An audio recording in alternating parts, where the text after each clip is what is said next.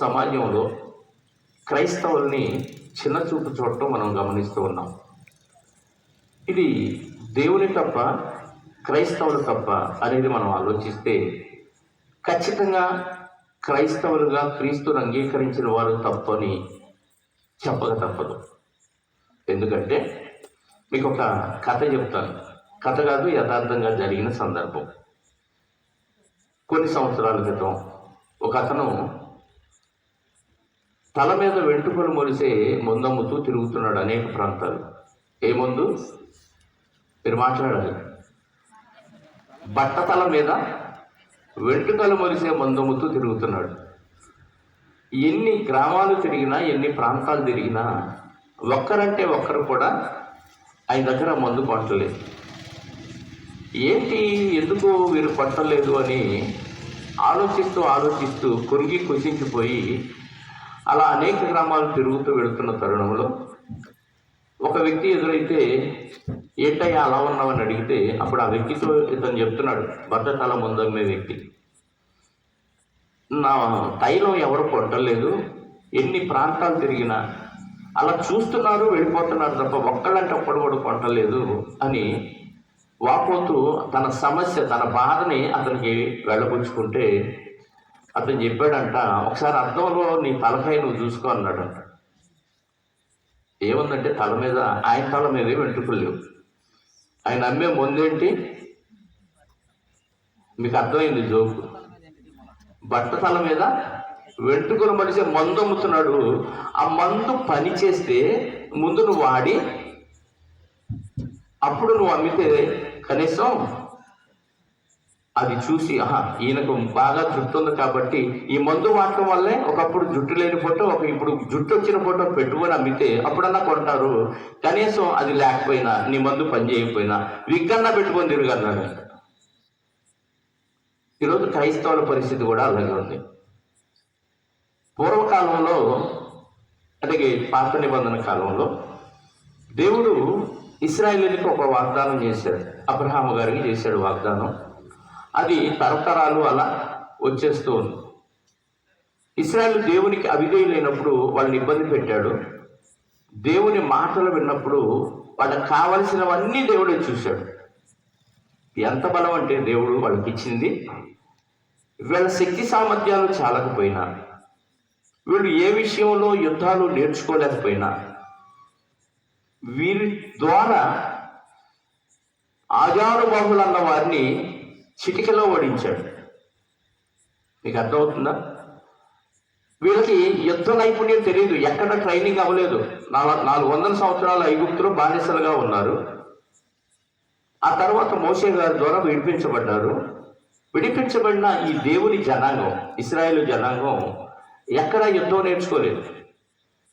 కానీ యుద్ధం రాని వీరితో ఎంతో యుద్ధ నైపుణ్యాలు నేర్చుకున్న, అతి సామాన్యులుగా కాకుండా బాగా బలవంతులుగా, ఆకారంలో కూడా చాలా పొడగరిగా ఉన్న వారిని చిటికలో ఓడించాడు దేవుడు. వీళ్ళు వస్తున్నారు అంటే ఏ పట్టణానికి, ఏ ప్రాంతానికి వీళ్ళు వెళుతున్నా గజగజలాడిపోయేవాళ్ళు ఆ ప్రాంత ప్రజలు, రాజులతో సహా. వీలైనంత వరకు సమాధానంగా పోనిచ్చేవాళ్ళు. అయ్యా మాతో మీకు గొడవద్దు, మీరు ఏం చెప్తే చేస్తామని సమాధానంగా పోనిచ్చేవాడు. కానీ భయపడకుండా ఎదురు తిరిగిన రాజులు చిటికలో నిర్మూలన అయిపోయారు. బలం ఎవరిదే అంటే దేవుడిది. ఇప్పుడు దేవుడిని అంగీకరిస్తే బొమ్మలాగా మనం నిలబడటమే. నీకేం తెలియకపోయినా నీ చేత అద్భుత కార్యాలు దేవుడు చేయిస్తాడు. అలాంటిది అలా వస్తూ ఎరికో అనే ప్రాంతాన్ని, ఎలా ఉంది ఆ ప్రాంతం అని కొంతమందిని ఆ ప్రాంతానికి రహస్యంగా గూఢచారులుగా పంపిస్తారు. అలా పంపించినప్పుడు ఆ ప్రాంత ప్రజల పరిస్థితి ఎలా ఉంది అంటే, ఊర్లో సమాచారం అంతా ఎవరికి తెలిసిందంటే ఊర్లో సెంటర్లో అరుగు మీద కూర్చున్న వాళ్ళకి తెలిసింది. ఊర్లో సమాచారం అంతా ఎవరికి తెలిసిందంటే ఎవరైతే ఊరందరినీ కలుపుకొని ఉంటారో వారికి తెలిసింది. ఇక ఊర్లో సమాచారం ఆ ప్రాంత ప్రజలందరికీ, లేదా చుట్టుపక్కల ప్రాంత విషయాలన్నీ ఎవరికి తెలుస్తాయి అంటే ఈ రోజుల్లో మీడియా వాళ్ళకి తెలిసింది, మరొకరికి తెలిసింది, వ్యభిచారులకు తెలిసింది. వ్యభిచారం చేసే వాళ్ళ దగ్గరికి ఒక ప్రాంతం కాదు, అనేక ప్రాంతాల నుంచి బాటసారులుగా ప్రయాణమై వెళ్ళిపోతున్న వారందరికీ అలాంటి వాళ్ళతో పని ఉంటుంది.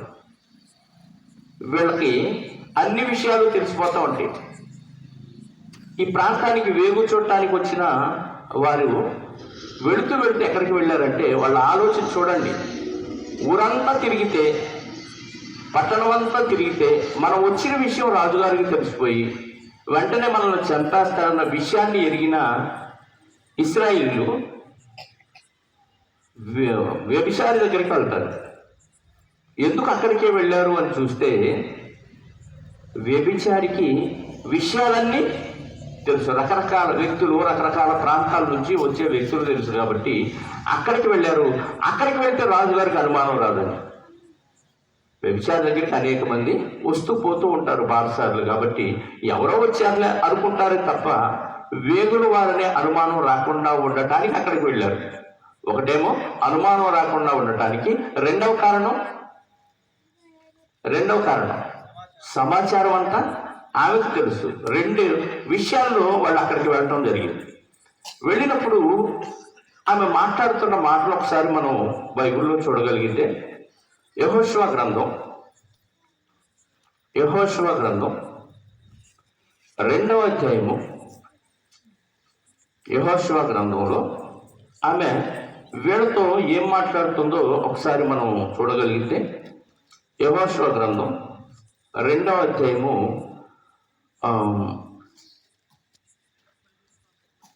8వ వచనం. 2వ అధ్యాయము యెహోషువ గ్రంథం 8వ వచనం చదువుతున్నాను. ఆ వేగుల వారు పండుకొనక మునుపు ఆమె వారున్న మిద్దె మీదకి ఎక్కి వారితో ఇట్లా, నేను ఆమె దగ్గరికి వచ్చారు. నైట్ పడుకోవటానికి వెళ్ళారు. మిద్దె మీదకి వెళ్ళి వాడు పడుకున్న దగ్గరికి వెళ్ళి వాళ్ళతో ఒక విషయం చెప్తుంది. ఎవరు? వ్యభిచారి వాళ్ళతో ఒక విషయం చెప్తుంది. ఏం చెప్తుందయ్యా అని అడిగితే, యెహోవా ఈ దేశమును మీకు ఇచ్చుచున్నాడని, దేవుడు మీ దేవుడు ఈ యెరికో ప్రాంతాన్ని, ఈ పట్టణాన్ని మీకు ఇచ్చేస్తున్నాడని, మీ వలన మాకు భయము పుట్టుననియు, మీ భయము వలన ఈ దేశ నివాసులందరికీ ధైర్యము చెడుననియు నేను ఎరుగుతును అంటాను. ఏమన్నామా, వీళ్ళ ధైర్య సాహసాలు చూడలేదు. ఇశ్రాయేలీయులు ఎంత గొప్పోళ్ళు, వీళ్ళ దేవుడు ఎంత గొప్పోడు వింది. ఎవరి ద్వారా వింది? ఆమె దగ్గరకు వచ్చే విటుల ద్వారా వింది. విని వాళ్ళకి ఏమర్థమైంది? ఆమెకి ఇశ్రాయేలీయుల ముందు ఎవ్వరూ నిలబడలేరు. కన్ఫామ్ మీ దేవుడు ఇచ్చేస్తాడు. ఈ దేశం చాలా గొప్పదండి. ఆ దేశం, ఆ కోట కూడా, ఆ దేశం చుట్టూ ఉన్న కోట గోడలు ఎట్లా ఉంటాయి? మన ఇంటి ప్రహరీలాగా ఉండవు. 9 అంగుళాలు అడుగు ప్రహరీ గోడలు కాదు. 4 రథాలు ఒకేసారి వెడితే ఎంత పెద్ద రోడ్డు ఉంటుందో, కోట గోడ మీద అంత ప్లేస్ ఉంది. అంటే ఎంత వెడల్పులో పట్టణం చుట్టూ కోట గోడ ఉందంటే చూడండి, ఎంత పకడ్బందీగా కోటలోనికి ఎవ్వరు పర్మిషన్ లేకుండా రాలేరు, పోలేరు. అంత పకడ్బందీగా కోటను కట్టుకున్నారు, అందులో నివాసం ఉంటున్నారు యెరికో అనే ప్రాంతం వాళ్ళు. కోట గోడ మీద ఇల్లు కట్టుకుంది వ్యభిచారి. ఆమెకు ఏమర్థమైందంటే, ఇశ్రాయేలీయుల యొక్క ధైర్య సాహసాలు, ఎంతమంది రాజులను ఓడించారు, వీళ్ళ దేవుడు ఎంత అద్భుత కార్యాలు చేశాడు, ఎర్ర సముద్రాన్ని ఎలా పాయలు చేశాడు, ఇవన్నీ వింది. ఎవరి ద్వారా? విటుల ద్వారా. విని ఆయన మాట్లాడుతున్న మాట ఏంటంటే, మాకు తెలుసు మీ దేవుడు ఎంత గొప్పడో మాకు తెలుసు. ఈ దేశాన్ని దేవుడు మీకు ఇస్తున్నాడని, మీ వల్ల భయం పుట్టుననియు, మీ భయం వల్ల ఈ దేశ నివాసులందరికీ ధైర్యము చెడుననియు నేను ఎరుగుదును. మీరు ఐగుప్తు దేశములో నుండి వచ్చినప్పుడు మీ ఎదుట యెహోవా ఎర్ర సముద్రము ఎలాగో పాయలు చేశానో, ఆరిపోజేశానో, యెహోవా తీరమునున్న అమోరీయుల 2 రాజులను, సీహోనును ఓగును మీరేమి చేసిద్రో, అనగా మీరు వారిని ఎలాగో నిర్మూలము చేసిద్రో ఆ సంగతి మేము వింటిమి. బాగా చూడండి, ఆ సంగతి మేము వింటిమి. విన్నప్పుడు ఆమెకి ఏమనిపించిందంట? మేము వినినప్పుడు మా గుండెలు కరిగిపోయాను. ఇశ్రాయేలీయుల ధైర్య సాహసాలు, ఇశ్రాయేలీయుల దేవుడు చేసిన సాహస కార్యాలు చూస్తే ఏమో గుండెలు కరిగిపోయినాడు. ఒక్కదానికే కాదు, యెరికో ప్రాంత ప్రజలందరికీ గుండెలు కరిగిపోయినాయి. అంటే దేవుని జనాంగం అంటే అన్ని జనులకు ఏమనిపించింది? దడ పుట్టింది, భయపడ్డారు. ఎందుకు? వీళ్ళని చూసి కాదు, వీళ్ళ వెనకున్న దేవుణ్ణి చూసి. అంటే దేవుణ్ణి కలిగిన జనం అంటే ఎలా ఉండాలి? ఎదుటి వాళ్ళని భయపెట్టాలి. భయపెట్టాలంటే క్రూరత్వం చూపో, రాక్షసత్వం చూపో, రౌడీయుద్ధం చూపించో కాదు, భక్తితో భయపెట్టాలి. ఆ రోజు వాళ్ళు సాహస కార్యాలు వాళ్ళు చేసినందుకు కాదు, వాళ్ళ వెనకున్న దేవుని శక్తి సామర్థ్యాలు అర్థమైపోయి అన్య రాజులు కానీ ఆ ప్రాంత ప్రజలు కానీ గడగడ వణిగిపోయారంట. మా గుండెలు ఏమని కరిగిపోయానని చెప్తుందంటే, దేవుని జనాంగం దేవుడు చెప్పినట్టుగా వింటే వారి ఎళ్ళ దేవుడు ఎన్ని అద్భుత కార్యాలు చేస్తాడో వీళ్ళ వలన అన్య స్త్రీకి, వ్యభిచారికి అర్థమైపోయింది. ఈరోజు క్రైస్తవులుగా మనమంటే అన్యుడికి ఏమర్థం అవుతుంది? ఈరోజు క్రైస్తవుల్ని చిన్నచూపు చూస్తున్నారు, దాడులు చేస్తున్నారు, క్రైస్తవుల్ని అవమానపరుస్తున్నారు, పుడుతున్నారని మనం అంటున్నాం తప్ప మనం వాక్యానుసారంగా బతుకుతున్నాం. ఎంతమంది వాక్యానుసారంగా బతుకుతున్నారు చెప్పండి? ఇప్పటికీ క్రైస్తవుల్లో పారంపర్య ఆచారాలు పోలేదు. ఎవడో చెప్పాడు పనికి మాలిన ఒక సిద్ధాంతం, దానికి ప్రాధాన్యత ఇస్తారు తప్ప వాక్యానికి ప్రాధాన్యత ఇవ్వరండి. ఇంటి దగ్గర ముళ్ళకప్ప పెట్టి చూరులో ఎవరవంట గారకంబ, ముళ్ళకంబ అంటే గారకంబ శ్మశానాల్లో ఉంటుంది. అది తీసుకొచ్చి ఇంటి మంది పెడితే దయ్యాలు రావని గుడ్డి నమ్మకం. ఆ వాక్యం పెట్టుకుంటే రావంటే అది నమ్మం. నీ వాక్యం నీ హృదయంలో ఉంటే రాదంటే అది నమ్మం. ఆ పనికి మాలిన ముళ్ళకంబ పెడితే వచ్చిందంటే నమ్ముతాం. ఈరోజు క్రైస్తవులు ముహూర్తాలు పెట్టుకోవడానికి వెళ్తున్నారు వేరే వాళ్ళ దగ్గర. ఇంట్లో వాస్తు ప్రకారంగా ఇల్లు కట్టాలనే ఆలోచనలో ఎవరినో పిలిపించి వాస్తు సిద్ధాంతాన్ని చూపించి, ఇందాక చెప్పాడు కదా అయ్యగారు, చీపురు అక్కడ ఉందంట, తీసాడు, ఏదో పొరపాటున పడింది కానీ మళ్ళీ అక్కడ పెట్టారంట. చీపురికి కాళ్ళు వచ్చి నడిచెళ్ళిందేంటి, మళ్ళీ నేను తీస్తే అనిపించిందా అయ్యగారికి, మరి సురేష్ గారు మళ్ళీ ఎందుకు పెట్టారు? అమ్మో ఇక్కడ పెట్టకపోతే ఆడబెట్టే కీడు. ఏ మూల ఉండాలంటే చీపురు చెప్పండి, ఏ మూల? మీకు తెలుసా అవన్నీ బాగా. ఇవి మాత్రం క్రైస్తవుల్లో పోలా. ఎందుకు పోలేదంటే వాక్యం అర్థం కాలేదు, వాక్యానుసారంగా బ్రతకడం రాలేదు. కానీ ఎవరో చెప్పిన సిద్ధాంతాలు మాత్రం తూచా తప్పకుండా పాటిస్తున్నారు. అందుకే దేవుడు ఒక మాట చెప్పాడు, రోమపత్రిక 2వ అధ్యాయము. ఈనాటి క్రైస్తవుల పరిస్థితిని బట్టి దేవుడు ఏమని వాపోతున్నాడో ఒక మాట మనం చూడగలిగితే, 24వ అధ్యాయం రోమీలకు రాసిన పత్రిక 2వ అధ్యాయము 24వ వచనం. వ్రాయబడిన ప్రకారము మిమ్మును బట్టియే కదా దేవుని నామము అన్యజనుల మధ్యను దూషింపబడుచున్నది. ఎవరిని బట్టి? ఆ రోజు ఇశ్రాయేలుని బట్టి దేవుని నామం ఏమైంది? గణపరచబడింది. ఈరోజు క్రైస్తవులను బట్టి దేవుని నామం ఏమైంది? దూషించబడుతుంది. అంటే క్రైస్తవులు క్రీస్తు బోధ ప్రకారంగా బతికితే దూషించబడదా?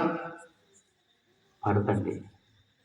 క్రీస్తు మాటల ప్రకారంగా బతికితే ఎవరో ఒక మాట అంటానికి వీల్లేదు. ఎందుకంటే ఆయన యథార్థవంతుడు, నిజాయితీపరుడు, పరిశుద్ధుడు. ఆ క్యారెక్టర్ ప్రపంచ చరిత్రలో ఎవరికి లేదు. ఎంతమందినైనా తిరగేసుకోండి. యేసుక్రీస్తు బ్రతికిన బ్రతుకు, చిన్న పాపం కూడా తన కట్టకుండా బ్రతికిన ఆ బ్రతుకు ప్రపంచ చరిత్రలో ఆనాటి నుండి ఈనాటి వరకు ఏ నాటికైనా సరే ఒక్కళ్ళు కూడా చూపించలేదు. అంత పరిశుద్ధుడిగా బ్రతికాడు. ఆ తరములో యేసుక్రీస్తు వారు జీవిస్తున్న కాలములో కొంతమంది సమాజం ఎదుట నిలబడి ఆయన ఒక ఛాలెంజ్ చేశాడు. యోహాను సువార్త ఆయన చేసిన ఛాలెంజ్ని ఒకసారి మనం చూడగలిగితే ప్రియులరా, 8వ అధ్యాయము 46వ వచనం. యోహాను సువార్త 8వ అధ్యాయము 46వ వచనం. నాయందు పాపమున్నదని మీలో ఎవడు స్థాపించును? ఈ సమాజం ముందు నిలబడి మాట్లాడుతున్నాడు ఆ రోజు యేసుక్రీస్తు వారు. 2000 సంవత్సరాల క్రితం ప్రజా కోర్టులో మాట్లాడుతున్న మాటకి ఎవడో నోరెత్తలేదు. నాయందు పాపమున్నదని మీలో ఎవడు స్థాపించినంటే ఒక్కళ్ళు నోరు పెదపడలేదు. ఈరోజు మనం ఇదే సమాజంలో మన ఇంటి ముందు నిలబడి నాలో ఏ దోషం ఉంది, ఏ పాపం ఉంది, నేనేం తప్పు చేశానని అడగండి మీ ఇంటి పక్కన వాళ్ళని. ఇన్ని చెప్తారు మన మీద. అలా బతుకుతే ఎలా ఉంటామో తెలుసా? ఫిలిప్పీ పత్రికలో మాట చెప్పాడు, ఎలా బ్రతకాలో చెప్పాడు మనకి. ఫిలిప్పీలకు రాసిన పత్రిక 2వ అధ్యాయము. మనం ఎలా బ్రతకాలో ఆయన కోరుకున్న మాటను ఒకసారి మనం చదవగలిగితే ప్రియులారా, ఫిలిప్పీ పత్రిక 2వ అధ్యాయము 14-15 వచనాలు. మీరు మూర్ఖమైన వక్రజనము మధ్య. ఫిలిప్పీ పత్రిక 2వ అధ్యాయము 14-15 వచనాలు. మీరు అంటే క్రైస్తవులు, క్రీస్తును అంగీకరించిన వారు వక్రజనము, మూర్ఖమైన వక్రజనము మధ్య నిరపరాధులు. మీలో ఏ అపరాధం ఎవరికి కనపడకూడదు. నిష్కళంకులు, ఏ కళంకం బయటోడికి మీలో కనపడదు. అంటే అంత పర్ఫెక్ట్ గా బ్రతకాలి. అనిందులు అంటే ఏ నింద ఎవడో మీ మీద మోపకూడదు. ఆనాడు యేసుక్రీస్తు వారు నాలో పాపం ఉన్నదని మీలో ఎవడైనా స్థాపించగలంటే ఒక్కడో ఎత్తలేదు. ఈరోజు మనం అనగలమా ఈ మాట? అందుకే క్రైస్తవులు అంటే అలసైపోయింది.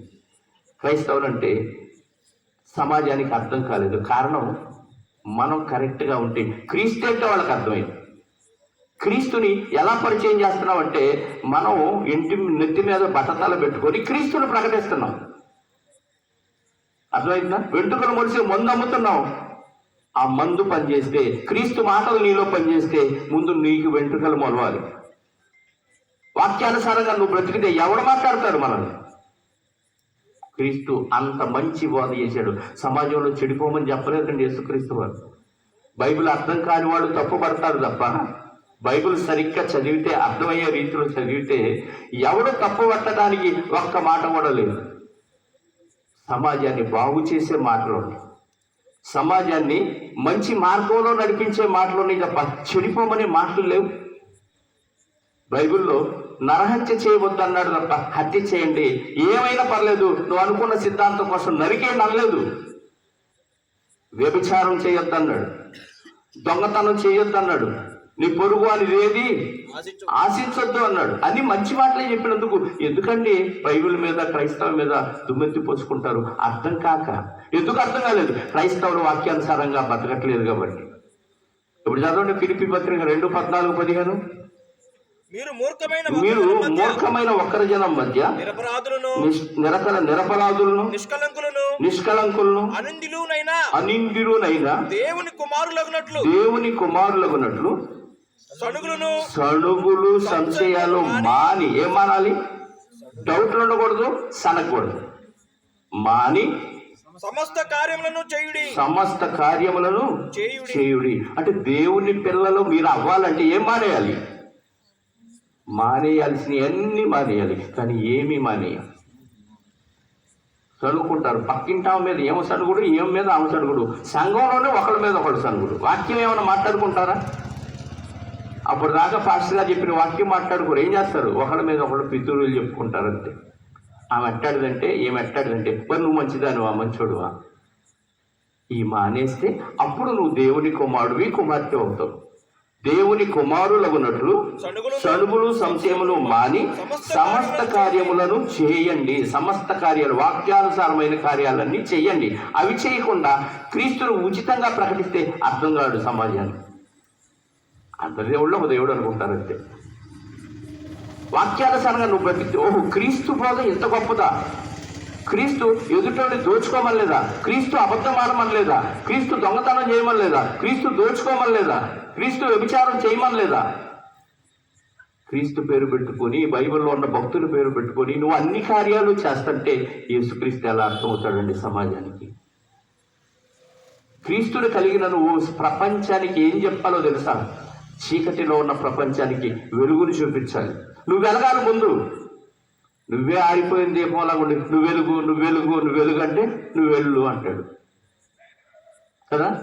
అందుకే అలాంటి ప్రజల మధ్య మనం ఎలా బ్రతకాలంటున్నాడు? 16వ వచనం. ఎట్టి జనము మూర్ఖమగు వక్రజనం మధ్య, మూర్ఖులకు వక్రజనం మధ్య, అట్టి జనము మధ్య మీరు ఈ జీవవాక్యమును చేతబట్టుకుని లోకమందు జ్యోతులై కనబడాలి. మనమే వెలిగిన వాక్యంగా కనపడాలి. అర్థమవుతుందన్న? మనమే వెలిగిన వాక్యంగా కనబడితే ఎవడు మాట్లాడతాడండి బైబిల్ గురించి తప్పుగా? నువ్వు వాక్యానుసారంగా బతకో. పొద్దున్నైతే నోరంతా పంచాయతీ కంపు, కదా, మురికాలో కంపు.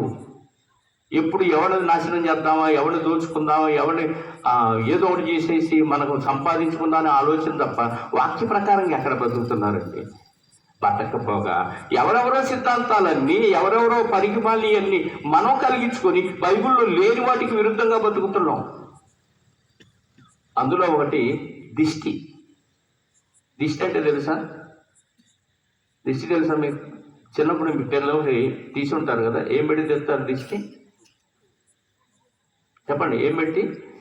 అన్నం కలిపి, కారం వేసి, ముద్ద కలిపి, తుప్పు అని ఊసేసి దాని చుట్టూ తిప్పి తీసి ఆడేస్తాం, తీసి ఎక్కడో పడేస్తాం.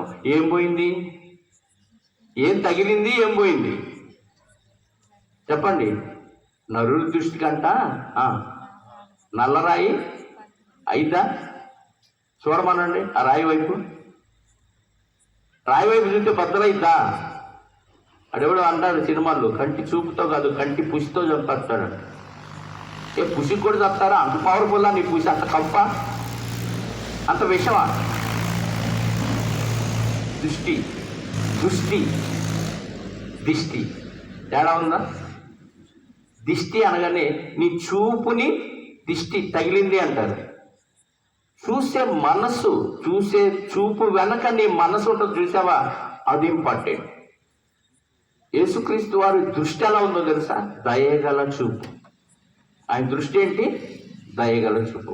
మనకి ఎన్ని దృష్టిలు ఉంటాయి చెప్పండి? మంచి దృష్టి, చెడ్డ దృష్టి, ఇంకా ఇంకే దృష్టిలు? విషపు చూపు. చూపు అంటే దృష్టి. ఇంకా ఇంకేమి ఉన్నాయి మనకి?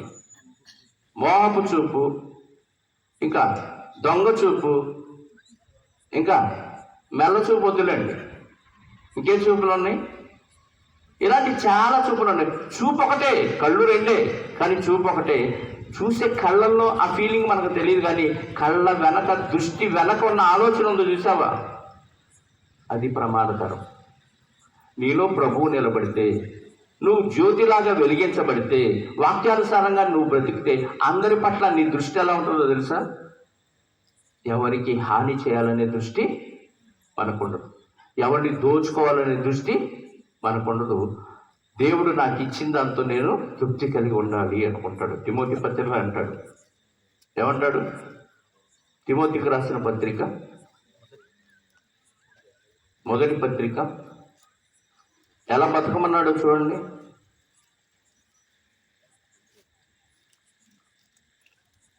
6వ అధ్యాయము 6 నుంచి చదివితే, సంతుష్టి సహితమైన దైవభక్తి గొప్ప లాభ సాధనమై ఉన్నది. మనం ఈ లోకములోనికి ఏమీ తేలేదు, దీనిలో నుండి ఏమీ తీసుకొని పోలేము. కాగా అన్న వస్త్రములు గలవారమై కలిగిన వాటితో తృప్తి పొంది ఉందము. ఈ తృప్తి లేదనుకోండి, ఇంకన్నీ వక్ర దృష్టి. తృప్తి ఎప్పుడైతే కలిగి ఉంటావో అప్పుడు నీ దృష్టిలో మార్పు ఉండదు. దృష్టి ఎప్పుడు మారిపోయింది? ఎప్పుడు ఎదుటివాడిది ఆశిస్తావంటే నీలో భక్తి లేనప్పుడు. అందుకే మత్తయి సువార్తలో ఒక అద్భుతమైన మాట, ప్రపంచానికి తెలియజేసిన ఒక జ్ఞానయుక్తమైన మాట యేసుక్రీస్తు వారు పలికారు. 6వ అధ్యాయము 22-23 చదవండి దయచేసి. మత్తయి సువార్త 6వ అధ్యాయము. దేహమునకు దీపము కన్నే గనుక, దేహమునకు దీపము కన్నే గనుక నీ కన్ను తేటగా ఉండిన ఎడల నీ దేహమంతయు వెలుగుమయమై ఉండును. నీ కన్ను చెడినదైతే నీ దేహమంతయు చీకటిమయమై ఉండును. నీ దేహమంతయు చీకటిమయమై ఉండును. కన్ను చెడ్డం అంటే కలకాలం రావటమా? కన్ను బాగుపడటం అంటే మంచిది అంటాం అంటే? కన్ను చెడిపోవటం, కన్ను మంచిది అంటే అర్థం ఏంటంటే కంటి వెనక ఉన్న ఆలోచన. నీ ఆలోచన చెడిపోతే నీ దేహం అంతా చీకటి అయిపోద్ది, అంటే నరకానికి వెళ్ళిపోతావు. ఎందుకంటే నీ దేహాన్ని నడిపించే వెలుగు ఏదో తెలుసా? కన్ను అంట. నీ కన్ను, నీ దేహమునకు నీ కన్ను వెలుగు. నీ దేహం పాడైపోతే, నీ కన్ను పాడైపోతే నీ దేహమంతయు నీ చీకటిమయమై దేహం అంతా నరకానికి వెళ్ళిపోతుంది. నీ కన్ను మంచిదైతే నువ్వు మంచిగా బతుకుతావు. కన్ను చెడిపోతే, చెప్పండి, నీ కన్ను చెడిపోతే నీ జీవితం చెడిపోతుంది. ఎంత మంచి మాట, సైకాలజిస్టులకి అందనంత గొప్ప మాట అది. కంటికి అంత పవర్ ఉందా? కన్ను పడితే దక్కాల్సిందే కదా. ఆడి కన్ను మాత్రం పడకూడదు. అమ్మో, ఆమె దృష్టిలో అసలు ఎవరు పడకూడదు అంటాం. చిన్నపిల్లలకి అలా దిష్టి తీస్తూ ఉంటాం కదా. తర్వాత మాట్లాడు, చిన్నపిల్లలకి దిష్టి తీస్తూ ఉంటాం. తర్వాత కొత్తగా పెళ్ళైన జంట వస్తే అలా దిష్టి తీసి పడేస్తాం. అంటే వాళ్ళని చూసిన చూపుల ప్రభావం అంతా వాళ్ళ మీద నుంచి పక్కకి వెళ్ళిపోవాలి అనే ఉద్దేశం. ఇలా సమాజంలో చాలా రకరకాల ఆలోచనలు ఉన్నాయి. దృష్టి అంటే అర్థం ఏంటంటే దృష్టి వెనక ఉన్న మైండ్. బైబిల్లో అనేక సందర్భాలు ఉన్నాయి. దేవుడి దృష్టి పడితే నిన్నెవడు ఏం చేయలేడు. నరుని దృష్టి పడితే, అది చెడ్డ దృష్టి పడితే నువ్వు నాశనం అయిపోతావు. నీ దృష్టి చెడిపోతే, నీ దృష్టి చెడిపోయినా నువ్వు నాశనం అయిపోతావు. పక్కోడు నీ మీద వేరే దృష్టి పెట్టినా పాడైపోతావు. మనం ఎన్నో సినిమాలు చూసాం. ఆడు కన్ను పడింది, ఈ అమ్మాయి జీవితం పాడైపోయింది అనే మాటలు మనం సమాజంలో విన్నాం. దేవుడు ఒకప్పుడు ప్రజలను చూసినప్పుడు ప్రజలు దేవుని దృష్టిలో ఎలా ఉన్నారు అనేది ఒకసారి మనం బైబిల్లో చూడగలిగితే, ఆదికాండము 6వ అధ్యాయము, ఆదికాండము 6వ అధ్యాయము మొదటి రోజు కాబట్టి కొంచెం ఆలస్యం అవుతుంది, క్షమించండి. అలానే ఎక్కువసేపు కూడా చెప్పను. మొదటి పుస్తకమైన బైబిల్లో ఆదికాండము 6వ అధ్యాయము 5వ వచనం నుండి చూద్దాం. నరుల చెడుతనము భూమి మీద గొప్పదనియు వారి హృదయము యొక్క తలంపులలోని ఊహంతయు ఎల్లప్పుడూ కేవలము చెడ్డదని యెహోవా చూచి. మనుషుల స్వభావం ఎలా ఉందంట భూమి మీద? హృదయపు ఆలోచనలు ఎప్పుడు మంచిగా లేవంట. ఎల్లప్పుడూ చెడ్డదని యెహోవా చూచి తాను భూమి మీద నరులను చేసినందుకు హృదయములో యెహోవా సంతాపము నొంది తన హృదయములో నొచ్చుకొనెను. దేవుడు చూసినప్పుడు ఎలా ఉన్నాయంట మనుషుల పరిస్థితి? ఎప్పుడు మంచి ఆలోచన లేదు. హృదయములో నీ తలంపులు ఏవైతే ఉంటాయో నీ శరీరం దాన్ని బట్టి నడిచి చూసినప్పుడు, దేవుని దృష్టి పడినప్పుడు నువ్వు బాగలేవనుకో, చూస్తాడు, చెప్పిస్తాడు. అప్పటికీ నీ హృదయములోని తలంపుల్లో మార్పు రాలేదనుకోండి, లేక దేవుడికి అడ్డు లేదు. దేవుడి మీద కేసేసేవాడు లేడు, వేసినా గెలిచేవాడు ఎవడు లేడు. ఎక్కడుంటాడని అర్థం? దొరుకుతాడని.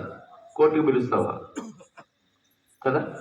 దేవుడి దృష్టిలో మనం ఎలా ఉండాలంటే ఎప్పుడు హృదయపు ఆలోచనలు పవిత్రంగా ఉండాలి. అలా పవిత్రపరచడానికి యేసుక్రీస్తు వారు ఇచ్చారు. మనిషి హృదయం ఎప్పుడు పాడైపోయింది. హృదయంలో ఉన్న ఆలోచనలు పాడైపోయినప్పుడు దాన్ని బాగు చేసే మిషన్లు అంటూ భూమి మీద ఏవి లేవు. ఏ స్కానింగ్ మిషన్లో చూసినా హృదయపు ఆలోచనలు దొరుకుతాయా?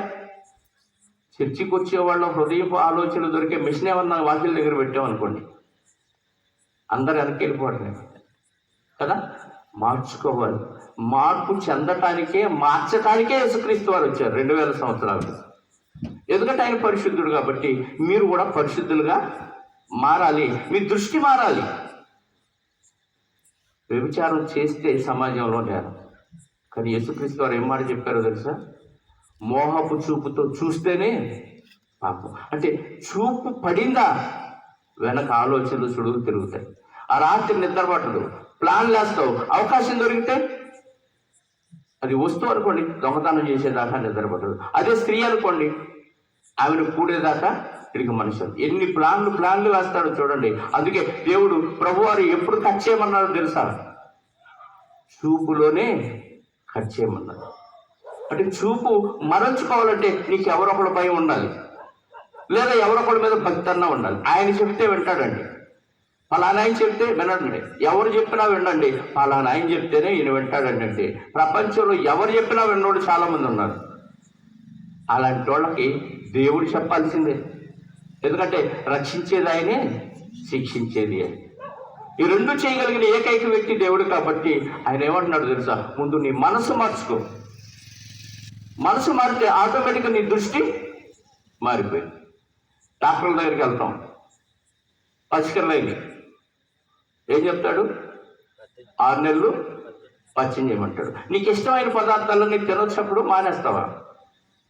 ఇష్టమే, పదార్థం మంచిదే, అందరు తింటున్నారు, నువ్వు కూడా తినొచ్చు. కానీ 6 నెలలు నువ్వు తినకూడదు. ముగిస్తాను. 6 నెలలు నువ్వు తినకూడదు. ఎందుకు తినకూడదు? డాక్టర్ గారు తినొద్దు అన్నాడు. తింటే నీకే ప్రమాదం, డాక్టర్ గారు కాదు. తింటే మనకే ప్రమాదం. డాక్టర్ చెప్తే మార్చుకున్నాం కదా, మరి దేవుడు చెప్తే మార్చుకోవా? హృదయం బాగోకపోతే ప్రమాదం, మరణం తర్వాత. కాబట్టి హృదయం బాగుపడాలంటే యేసుక్రీస్తు వారి ద్వారా తప్ప ఎవరు మార్చలేదు. కాబట్టి హృదయ శుద్ధి కలవారు ధన్యులు, వారు దేవుని చూచెదరు. కాబట్టి హృదయాన్ని శుద్ధి చేయగలిగిన సాధనం ప్రపంచంలో ఏదీ లేనప్పుడు హృదయాన్ని మార్చగలిగిన ప్రభువు మనకి భూమి మీదకి 2000 సంవత్సరాల క్రితం వచ్చి మనల్ని పరిశుద్ధపరచడానికి ఆయన హృదయాన్ని మార్చే సాధనంగా మలచబడ్డాడు. ఆయన నా కోసం మరణించాడని మనం విశ్వాసం ఉంచితే చాలు, మరణం తర్వాత నాకు నిత్య జీవం ఇస్తాడనే విశ్వాసం ఉంచితే చాలు, ఆటోమేటిక్గా మన హృదయం మారింది. హృదయం మారితే మన క్రియలు ఆటోమేటిక్గా మారిపోతాయి. మన దృష్టి మారిపోయింది సమాజం పట్ల. ఇంతకుముందు ఏమి తిందాం, ఏమి తాగుదాం, ఏమి ధరిద్దాం అనే ఆలోచనలో ఉన్న మన దృష్టి ఇప్పుడు ఏమైంది? బతికితే దేవుని కోసమే బతకాలి, దేవుడు చెప్పినట్టుగా బతకాలి, లేకపోతే దేవుడిని విడిచిపెట్టైనా లోకంలో ఆనందాన్ని అనుభవించాలి. రెండే. అందుకే ప్రభువుని అంగీకరించడం వల్ల మన దృష్టి లోకం మీద ఉండదు, మన దృష్టి పరలోకం మీద ఉంటుంది. మీరు పైనున్న వాటినే వెతకండి, భూ సంబంధమైన వాటి మీద మనసు పెట్టుకోవద్దన్నాడు.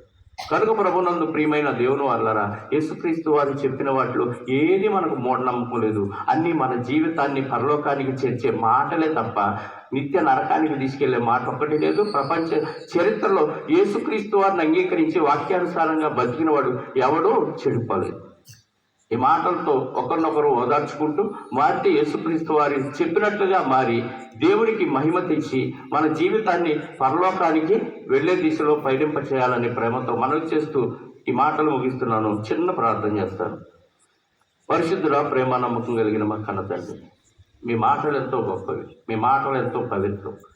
అవి మా జీవితాలని వెలుగుబాటులో నడిపించడానికి, మా జీవితాలని పరలోకం దిశలో నడిపించడానికి మీరు వ్రాయించిన మాటలని ఇవి అన్యదా మేము భావించకుండా మా జీవితాన్ని సరిచేసుకొని మీరున్న మహాలోకం చేరటానికి మీ కుమారుడైన క్రీస్తు ద్వారా అందించిన మాటలని గ్రహించి మిమ్మల్ని మహింపరిచే విధంగా మా బ్రతుకు భూమి మీద ఉండాలని, మూఢ నమ్మకాల జోలికి మేము పోకుండా, అనవసరమైన సిద్ధాంతాల్లోనికి మేము పోకుండా మీ నామ మహిమాత్వం మేము బ్రతకాలని మీరు ఈ రాత్రికాల సమయంలో మాకు తెలియజేసిన మాటలను బట్టి స్తోత్రాలు.